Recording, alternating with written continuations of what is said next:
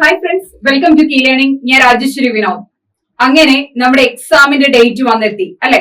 അപ്പൊ എങ്ങനെ എക്സാമിലേക്ക് കടന്നു ചെല്ലാം? ഹാൾ ടിക്കറ്റ് ഒക്കെ എടുത്തു വയ്ക്കുക, പേനയൊക്കെ എടുത്തു വയ്ക്കുക. ഒരു കാരണവശാലും ഹാൾ ടിക്കറ്റ് നാളെ രാവിലെ എടുക്കാം എന്നൊന്നും വിചാരിക്കേണ്ട. ഇപ്പോൾ തന്നെ കൊണ്ടുപോകാനുള്ള ബാഗിലേക്ക് എടുത്തു വയ്ക്കുക, പേന എടുത്തു വയ്ക്കുക. അതോടൊപ്പം തന്നെ ഒരേ മഷിയുള്ള 2 പേന എടുത്തു വയ്ക്കുക.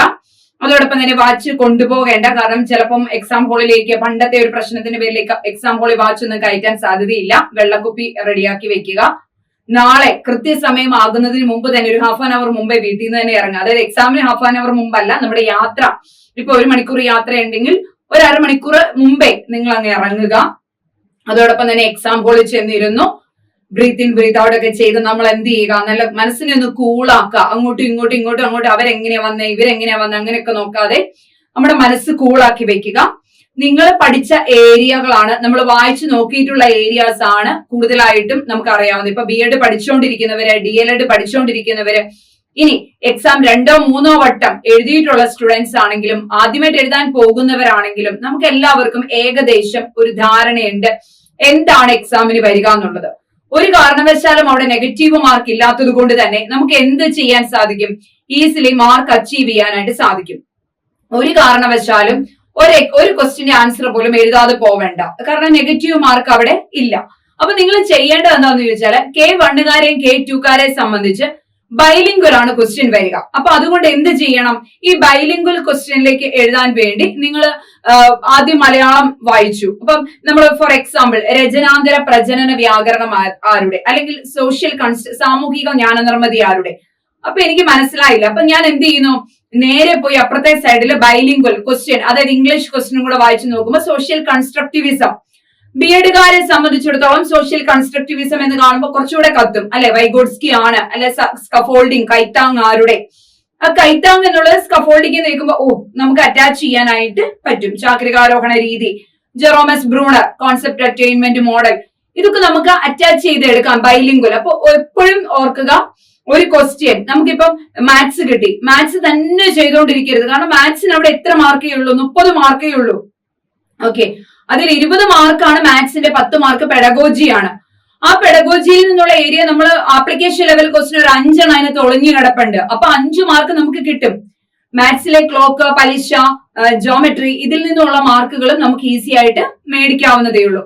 അപ്പൊ ക്വസ്റ്റ്യൻ വായിച്ചിട്ട് ഇത് എനിക്ക് അറിയില്ലല്ലോ എന്നതിലുപരി പിന്നെ ആ ക്വസ്റ്റ്യൻ മാത്രം വെച്ചുകൊണ്ടിരിക്കരുത്. ഇപ്പൊ ഇംഗ്ലീഷിന്റെ ക്വസ്റ്റ്യൻ കിട്ടി, സൈക്കോളജിയാണ് കൂടുതൽ സമയം എടുക്കുന്നത്. അപ്പൊ സൈക്കോളജിയുടെ ക്വസ്റ്റ്യൻ ഒക്കെ കിട്ടുമ്പോ സൈക്കോളജി 30 മാർക്കിനേ ഉള്ളൂ, എല്ലാ വിഷയവും 30 മാർക്കിനേ ഉള്ളൂ മക്കളെ. പക്ഷെ ഒരു വിഷയം മാത്രം, ഇപ്പൊ EVS കിട്ടി, EVS മാത്രം ഫോക്കസ് ചെയ്തുകൊണ്ടിരുന്ന ആ 30 മാർക്കിൽ നമ്മൾ ജയിക്കില്ല.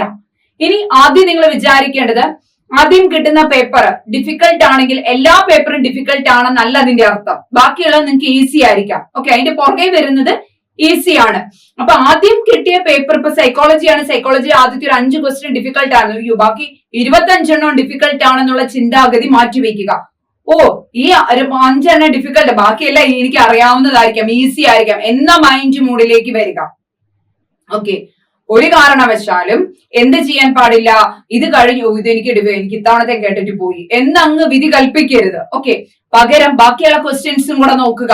ഓക്കെ, ബാക്കിയുള്ള ക്വസ്റ്റ്യൻ ഇംഗ്ലീഷിനും മലയാളത്തിനും റീഡിംഗ് കോംപ്രിഹെൻഷൻ ഉണ്ട് 5 മാർക്കിന്. ഈസി ആയിട്ട് 10 മാർക്ക് നമുക്ക് അവിടെ മേടിക്കാൻ പറ്റും. എല്ലാ പെഡഗോജിയിലും, സൈക്കോളജിക്ക് ഉൾപ്പെടെ എല്ലാ പെഡഗോജിയിലും 5 മാർക്ക് വീതം എന്തുണ്ട്, ആപ്ലിക്കേഷൻ ലെവൽ ക്വസ്റ്റ്യൻ ഉണ്ട്. അപ്പൊ അതെന്ത് ചെയ്യുക, അത് നമുക്ക് ഈസി ആയിട്ട് കിട്ടും. അപ്പൊ പഠിച്ച കാര്യങ്ങളെ ഒന്ന് റീകോൾ ചെയ്തെടുക്കുക. ഈസി ആയിട്ട് തന്നെ നമുക്ക് അവിടുന്ന് മാർക്ക് മേടിക്കാനായിട്ട് സാധിക്കും. ടെൻഷൻ ഒന്നും വേണ്ട, വെള്ളം കയ്യിൽ കരുതുക, എക്സാം എഴുതുക, നന്നായിട്ട് തന്നെ അറ്റൻഡ് ചെയ്യുക, നന്നായിട്ട് തന്നെ എഴുതുക.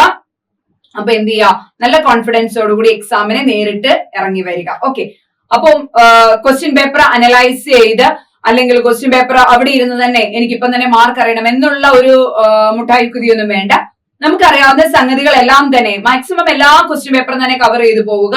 മാത്സിന് വേണ്ടി ഒരുപാട് സെമിസ്റ്റർ മാത്സ് ചെയ്തിട്ട് EVS ചെയ്യാൻ സമയം കിട്ടിയില്ല, അത് ഞാൻ പലപ്പോഴും കേൾക്കുന്ന ഒരു സംഭവമാണ്. അതുകൊണ്ട് ഒരു കാരണവശാലും maths ചെയ്തുകൊണ്ടിരിക്കരുത്.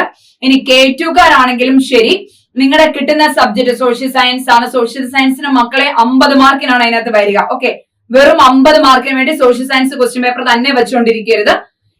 Psychologic 30, English 30, Malayalam 30, social science പെഡഗോജിയും കൂടെ കൂട്ടി 80 മാർക്കിനാണ് വരിക. ഓക്കെ, ആ പെഡഗോജി ഏതാണോ സോഷ്യൽ സയൻസിൽ അത് തപ്പിയെടുത്ത് ആൻസർ ചെയ്യണം. ഈസിയാണ്. ആപ്ലിക്കേഷൻ ലെവലിലുള്ള പെഡഗോജി ആയിരിക്കാം നിങ്ങൾക്ക് വരിക. അത് തപ്പിയെടുത്ത് ഉത്തരം എഴുതണം. സയൻസുകാരാണെങ്കിലും ശരി അങ്ങനെ തന്നെ ഫോളോ ചെയ്ത് വരിക. ഓക്കെ, സൈക്കോളജിയിൽ നിന്നുള്ള മാക്സിമം മാർക്ക് മേടിക്കാൻ സാധിക്കട്ടെ. വളരെ ഈസി ആയിട്ടുള്ള സംഗതികളാണ്. അപ്പൊ അതിനെ എന്ത് വട്ടം 2 വട്ടം ക്വസ്റ്റ്യൻ ഒന്ന് വായിച്ചാൽ എഴുതാവുന്നതേ ഉള്ളൂ. സാധാരണ K1 എക്സാമുകൾക്ക് ഡയറക്റ്റ് ക്വസ്റ്റ്യൻ ആണ് വരിക. ഓക്കെ, K2 ആണെങ്കിലും ഡയറക്റ്റ് ക്വസ്റ്റ്യൻ ആണ്. എന്നാലും ഇടയ്ക്കിടയ്ക്ക് ഓരോ ആപ്ലിക്കേഷൻ ലെവൽ ഉണ്ടാവും. എന്നാലും സാരമില്ല, 2 വട്ടം വായിക്കുമ്പോൾ നിങ്ങൾക്ക് എന്ത് ചെയ്യാം, നേടിയെടുക്കാനായിട്ട് സാധിക്കും. അപ്പൊ എല്ലാവർക്കും ഒരിക്കൽ കൂടി ഓൾ ദി ബെസ്റ്റ്. ഇനി വരുമ്പോൾ നമുക്ക് കാണാം. നാളെ നമുക്ക് ക്വസ്റ്റ്യൻ പേപ്പർ വരുന്ന ദിവസം എക്സാം കഴിഞ്ഞ് നമുക്ക് ക്വസ്റ്റ്യൻ പേപ്പർ അനലൈസ് ചെയ്യാം. അപ്പം സന്തോഷമായിരിക്കുക, ഹാപ്പി ആയിട്ടിരിക്കുക. എല്ലാവർക്കും ഈ വരുന്ന കേട്ടിട്ട് കിട്ടട്ടെ, സന്തോഷമായിരിക്കട്ടെ. വരുന്ന LP-UPക്കും നമുക്ക് നേരിട്ട് ഒന്നിച്ച് തന്നെ പൊരുതി മുന്നേറാം. എല്ലാവർക്കും നല്ല ഒരു ആശംസകൾ അറിയിക്കുന്നു. കീയുടെ പേരിൽ നല്ലൊരു ആശംസ അറിയിച്ചുകൊണ്ട് താങ്ക് യു സോ മച്ച്.